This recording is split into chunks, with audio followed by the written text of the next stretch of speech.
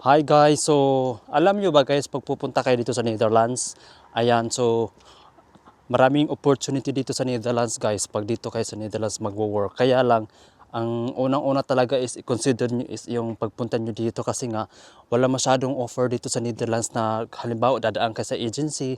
Pero pag kayo ay mga ano kayo, yung halimbawa mga high skilled kayo, yan, may mga agency din nag-o-offer at sila nag-o-offer sa iyo ng mga working visa, ganun. Pero pag hindi, yung normal lang, mahirapan po talaga kayo. Kaya ingat lang po kayo sa paghanap ng mga agency kaysa lalo na pag pupunta kayo dito sa mga ganitong lugar kasi nga yung ibang agency hahanapan kayo ng ano, hingaan kayo ng maraming pera tapos hindi pa sure kung makaalis kayo. Kaya ingat lang po kayo ha.